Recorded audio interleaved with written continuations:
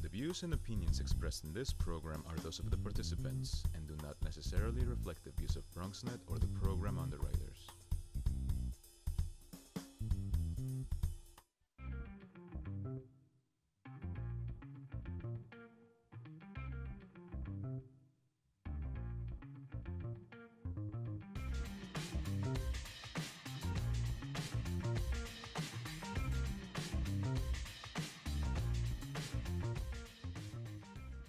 Hey there, and welcome to the Bronx Buzz. This is BronxNet's television program that gives you insight into what journalists, writers, editors, photographers, all these people who work in local media are doing and saying and thinking. Insight is really what we're going to be providing over the next half hour. And this evening we have two excellent guests. We have the senior editor from the Village Voice, who's going to talk about a potential Bronx soccer stadium, and then we're going to get into some politics with one of the members of the New York Post editorial board, and he will join us in the second part of the show. But right now, let's go via Skype. Where are you, in Brooklyn, or you're in Manhattan somewhere, right? I'm in Manhattan at the Village Voice offices. At the Village Voice. Where would the Village Voice be located? So it's my good buddy Neil deMause, who is the, I guess, managing editor, senior editor, something editor? I am senior editor for news, so I'm basically the news editor. The senior news editor for the Village Voice. But what I know him, aside from being a very, very good baseball fan, is Neil is, and I was telling our executive director of this just a little while ago, the expert on stadiums. When they want to build a stadium, you call up Neil and you say, what is the deal? So, Neil, you have this, I thought, exhaustive report in the Village Voice about the potential of the soccer stadium at GAL Manufacturing, and that just south of Yankee Stadium. I guess this is going to mean a long answer, but what do you think? I mean, is this reality?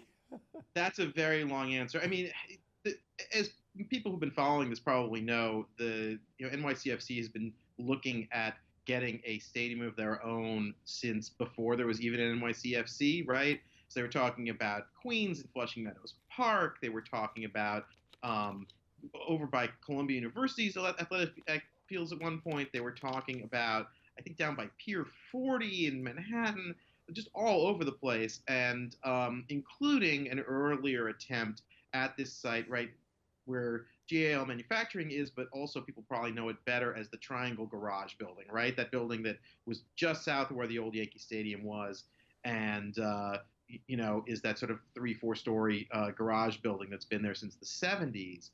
And the earlier plan involved a whole lot of free land and tax breaks and things like that, which didn't go over very well with Bronx politicians. So the new plan is, as you might expect, even more complicated. It's now involving a housing developer that will develop affordable housing and will in some way lease the land or buy the land from New York City Economic Development Corporation, which already leases it from the City Parks Department, which owns it, and then sublease it to the team. And, if there's one thing I've learned in 20 plus years of writing about stadiums, it's that the more complicated the deal, the more opportunities there are to slip in sort of hidden subsidies. So I guess, again, that's what I'm worried about. Yeah, all different things. The one thing which you suggested, and it came out in your article, when I read it, I was like, oh, right. Now, I remember, and I was sitting, not in this seat, but a very similar seat, when the Yankee Stadium, the new stadium was being planned. And one of the things that came up was the financial situation of the garages. That was one thing, and the fact that once they were built, there was going to be this immense debt that the city was still going to have to repay. So that's number one. And the second was the ongoing dialogue, which goes on today, about what parkland was used for private uses. I was very surprised, although I should have known, that the garage, this triangle garage, is technically on parkland. So before we even talk about all the other issues, is this going to have to be another alienation deal, especially if you're talking about housing, if you're talking about a stadium? You know what I mean? It's like you're rewriting what you did. And it was, I mean, I believe, and many Bronx advocates believe, it was wrong to begin with. Yeah. I mean, and that's one of the things I've been trying to figure out. And I'm currently working on a follow-up piece for The Voice that will hopefully explain a little bit more about sort of what can and can't be done with that property. It's, apologies for the splitting hairs, but it is parks land, but it is not park land, which is a thing that stop it. I know. It's owned by the city parks department, but it's not designated as city park land. It's like So their that makes property. it a little more complicated. It doesn't have to be alienated by the state the way that McCombs Dam Park and the part of Mullally Park did in order to build the new stadium and parking garage there. So it looks like we'll have to go through the ULURP land use process. So we'll have, like we did with Yankee Stadium, this sort of series of, going before the community board, going before the Bronx Borough president, and so on and so on. Well, let me just interject about something which brings in the nature of the Bronx, the nature of development in the Bronx, and I know you're familiar with it, but I think, as to move this dialogue forward, the reason you get tax breaks theoretically is because what you're doing will benefit the public.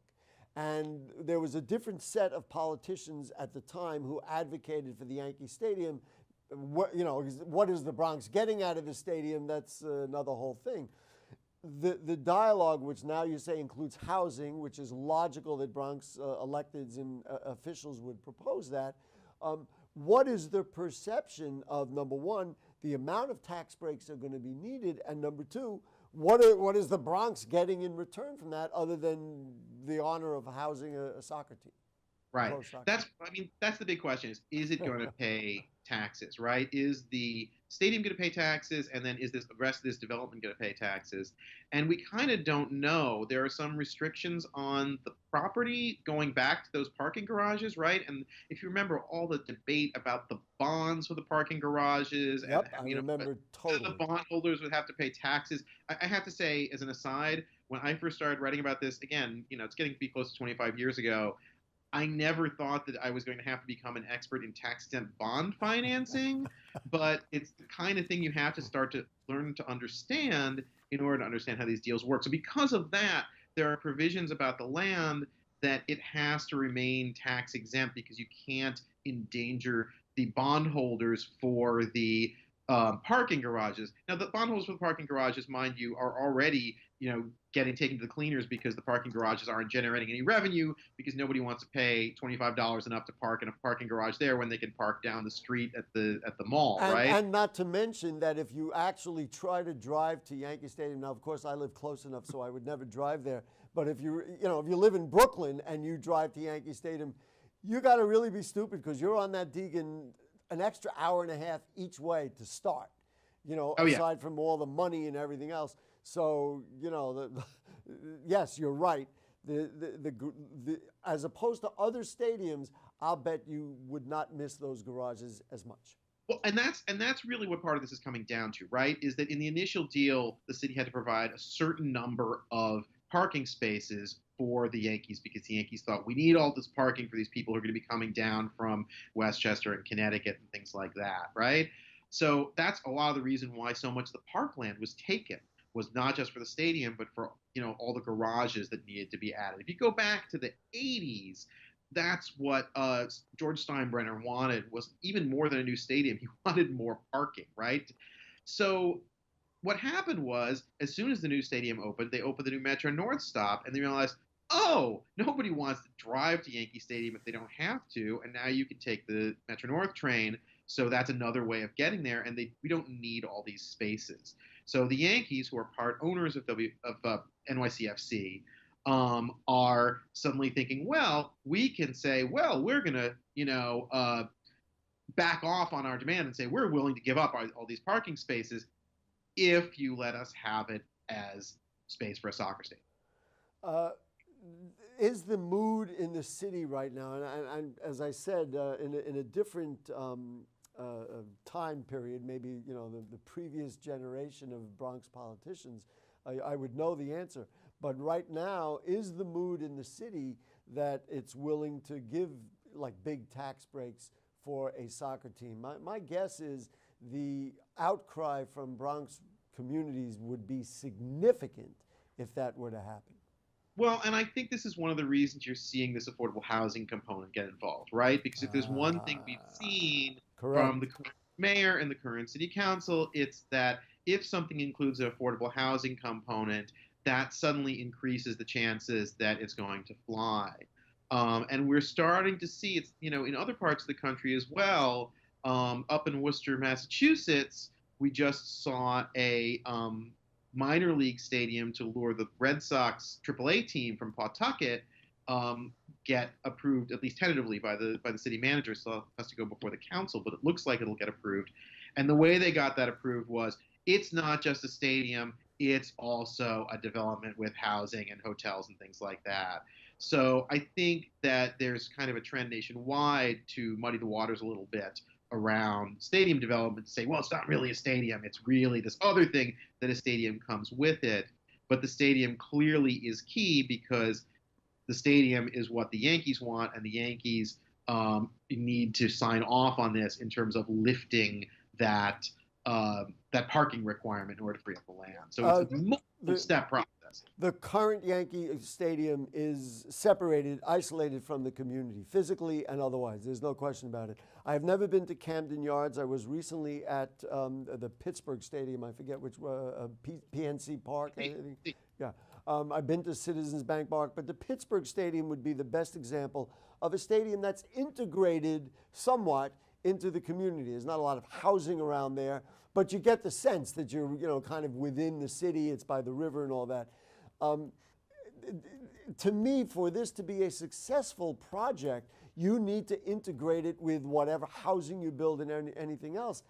I fear that that's not on the plate. We got about 45 seconds for you to respond.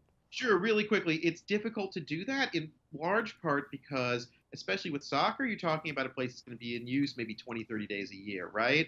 So unless you're really creative and trying to figure out a way to have, the concession stands double as, restaurants or fast food outlets that people from the neighborhood can go to.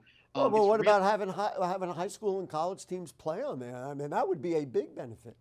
Yeah, you could, but again, you're going to have to be really creative to find a way of making this a community benefit and not just a benefit for the Yankees and NYCFC. Neil, you are the expert on stadiums, and do you know when we're going to have the next piece from the Village Voice?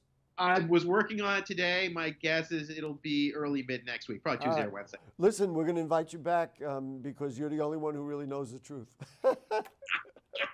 A soothsayer of old times. Thank you so much, Neil deMause, senior news editor at the Village Voice, and as I said, stadium expert extraordinaire. All right, we're going to take a short break after we say goodbye to Neil. Goodbye, Neil. We're going to take a short break. Then we come back, and it'll be Michael Benjamin from the New York Post, and we're going to talk about last night's debate between Andrew Cuomo and Cynthia Nixon. I thought the Post editorial was fascinating. And we're going to discuss that with somebody from the New York Post editorial board. Be right back. Sure, I look cute now, but when my owner lost his job, it was rough. I was living on the street, and one night, me and this Cocker Spaniel got into it so bad, I wound up looking like an ice cream cone. I cried a little bit, but thankfully I got rescued, so I'm running, I'm jumping, all back to my old self. And I'm ready to give unconditional love, even if you put a lampshade on my head.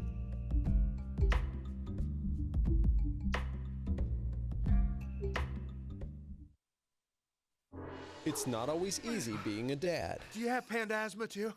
Does that run in the family?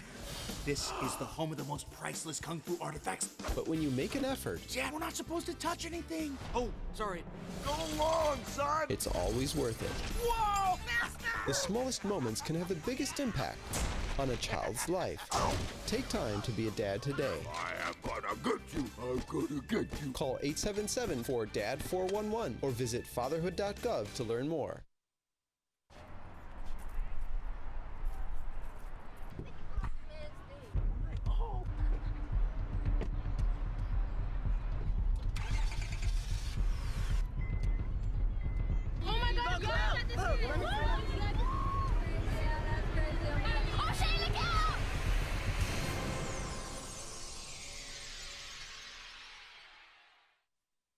it's Ava, and this is Tess from deMause Do It Yourselfie, where we recreate the hottest looks from today's biggest music videos. After cleaning out our closet, we have a lot of clothes we don't wear anymore. Like this old t-shirt. It's not garbage, it's actually a brand new rug. And to make it, all you need to do is cut, tie, and glue. Cut the t-shirt into strips. Tie the strips into knots. And glue the knots to the bath mat. I love it. Give your garbage another life. And recycle.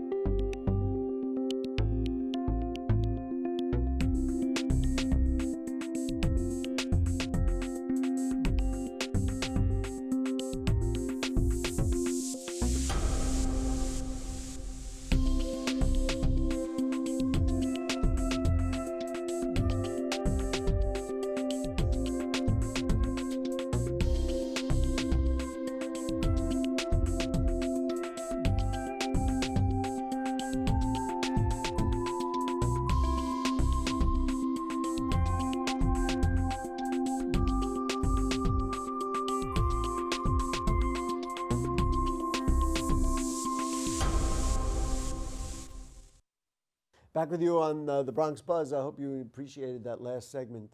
My head is still reeling about it, but I've got to recapture myself because we've got something very important for you right now, and that is to talk with our good buddy Michael Benjamin, who is with the New York Post editorial board. He's on the phone with us, so we will say hello, Michael. How are you? Working hard, I assume?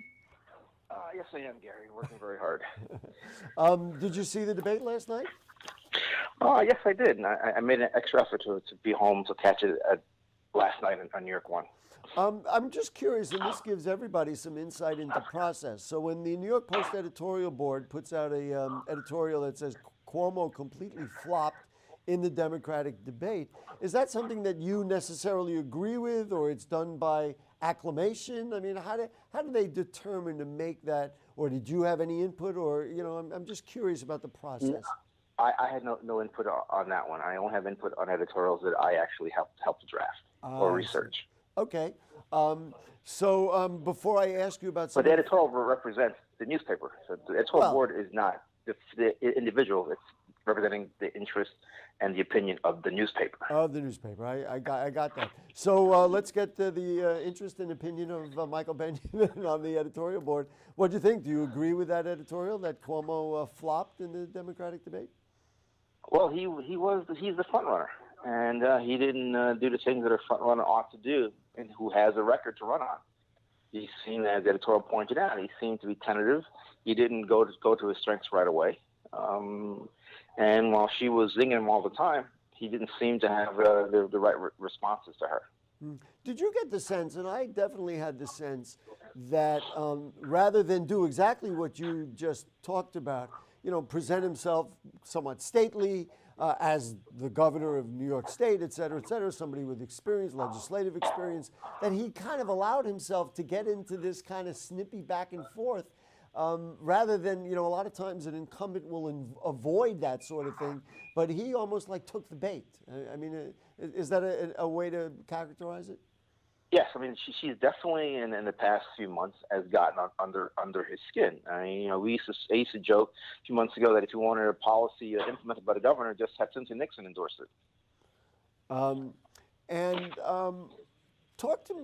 This was kind of interesting, and I don't know if it's totally relevant, but I guess the New York Post editorial board said it doesn't matter much that a state-level single-payer health care and draconian rent control would be disastrous in any way. I'm just curious, you know, there seems to be a very wide belief, certainly among all the Bronx politicians I talk to and many Bronxites, that single-payer health care, let's start with that, is something that just has to happen. And I got to tell you for myself, I don't know where you get your health care, that would certainly help me, and it would, whether it makes it less expensive, it would make it less complicated, if nothing else. So I'm just curious what your thoughts are about that. Well, I was in the assembly when Richard Godfrey kept proposing his, you know, single-payer health plan. Single-payer health plan is too expensive for the state. It costs billions, not trillions of dollars that we don't necessarily have.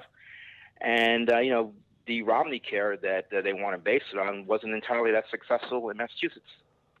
So as we pointed out in our editorial, a lot of it is pie in the sky. Just like universal rent control would destroy the housing market. She obviously, without a legislative record, had the benefit of being able to propose it and say, let's get this done, without having to balance the budget and without having the experience of having to balance the budget. So I can appreciate that. I don't want to. We're saying where the money's going to come from. Yeah, well, sure, with a greater understanding of that. I thought something that, and I'm surprised that the governor did this in the whole dialogue about the MTA. It seems to me, from a policy point of view, he, as much as he wants to zing the mayor, he can't put the MTA off on the mayor. Yes, he wants to get some funding. Maybe he wants more cooperation. But really, the MTA is run by the state. I mean, there's no that's a matter of obvious record, So just your thoughts on the way he handled the MTA questions. Well, as the governor has pointed out, the legislation that created the MTA also did require New York City to contribute. So it's not entirely, as Mayor de Blasio would have us all believe, that's entirely a state authority. New York City has a number of votes on the board, and according to the governor and what I've read, the city also can nix the capital plan on its own, unilaterally can nix it. But it's, well, okay, I mean, maybe, to me, it's still the governor's responsibility and the state's responsibility then to present a plan and negotiate it with the city, but not blame the city for not ponying up enough money. I guess that's what I'm getting. From the governor's point of view, and he sat down and he's explained it, is that the city needs to make a contribution, a bigger contribution than what they've done and what it's requesting, given the dire straits that the subways are in. I mean, it is transporting New York City residents too, so the city needs to pony up something. It's not the entire amount that the governor has been requesting. It is a partnership between the two. Right. The poll numbers clearly are in his favor. Obviously, the campaign dollar amounts are clearly in his favor. How serious, while there is passion out there, how serious a play is this by Cynthia Nixon? Do you think he's in danger? No. Given the electoral mass and the fact she's transferred her campaign apparently in New York City and maybe Buffalo, that's not enough to defeat the governor in a primary. Mm-hmm. Teachout had the benefit 4 years ago of running against a man who was hugely unpopular with the public employees unions, and you can see where he lost in the capital region, where a great many state workers live, is where he lost. So those factors aren't there this time. So I think he's made amends. He's moved to the left, I guess, and he's done some positive things that many, I think, primary voters respect him for and would reelect him for. I want to ask you about a kind of a philosophical point, or maybe a label point, when it comes to modern day politics in America, and that is the use of the word socialism. Fascinating interplay, and I interviewed Marcos Crespo of the Bronx Democratic Party, and then moderated a debate you may have seen between Senator Klein and Alessandra Biaggi. And there is this kind of movement, things like single-payer health care, the DREAM Act, many of the other things, rent control, many of the other things that Bronx Democrats endorse. When Alexandria Ocasio-Cortez presents it, it's called socialism, and yet they all believe kind of in the same thing. So I guess what I'm getting at is the use of the word socialism, and I've seen people saying that Alessandra Biaggi is a socialist. You know that label is being moved over to Cynthia Nixon, but is it really traditional socialism, or is it really just a way of saying, well, these are kind of liberal far-left policies? It's a liberal far-left policy that are reminiscent of the democratic socialist policies of Western Europe. But Well, they're talking about Sweden, Great Britain, France, Belgium. But until Alexandria Ocasio-Cortez said it, I don't believe I've ever heard that word, through let's say, since the 2016 campaign. But the minute she said it, then all of a sudden and I'm not disputing what you just said, all of a sudden it's become the definition, the umbrella that anybody who believes in those things is put in. And of course, it maintains certain connotations that makes it easy to criticize. How about that? Right, because it's a media thing. It's a political pundit thing to try to label what she did and being something that's foreign to what we normally do here. That's reminiscent of Cuba or any other Scandinavian countries. But you're right. Many of my former colleagues who are still in the legislature have socialist beliefs, whether they want to own up to it or not. They do. Absolutely. Yeah. Socialism has a negative connotation only because we have many immigrants who have escaped, let's say, communist regimes like Cuba or socialist paradise like Venezuela that are plunging into the toilet because of their socialist agenda and their high spending and not really creating an economy that's able to grow. So fascinating. During the debate, and I don't know if you saw it, I think one of the last questions I asked both Senator Klein and Alessandra Biaggi was this idea: do you support, socialism? And Jeff Klein listed the policies that we just talked about and said, I'm all for that, but I'm not a socialist. And basically, Alessandra Biaggi said the same thing. I just think it's just kind of a weird way of characterizing people that's not helpful to voters to really understand what they're voting for. Well, because they also associate socialism with state ownership of some industries. That's true. Okay, fair enough. And that's part of it. And I don't think Jeff Klein or very many elected officials support state ownership of the gas company, the electric company. Bad enough government has managed to ruin our schools. Right. Listen, Michael, we got to get going. Do you think the Post will be making a selection in the primary, or do they just let that go and then they'll do that in the? The Post tends not to make selections in Democratic primaries. Right. All right. Listen, we got to run. All the best to you. I know you have a new baby in the family. God bless him and good health. And we hope to have you back at some point to talk more. Thank you for having me on. I appreciate it. Thank you. Always good. There he is, Michael Benjamin of the New York Post. Fascinating dialogue. Always great with Michael. We were talking before he came on the air. He and I have been having this conversation when he was an assembly member, literally for more than, 10, 12 years, whatever it is, more than that. Anyway, that's it. Good night. It is time for the end of the Bronx Buzz. We'll be back next week with more. And this Monday night on Bronx Talk, and I do that program also on BronxNet Television, we will be doing a show about autism and opportunities for children and, of course, their parents to get involved in things that really are productive. We'll learn a lot more about it. So that'll be Monday night at 9 o'clock here on BronxNet's 67, FiOS 33. Good night.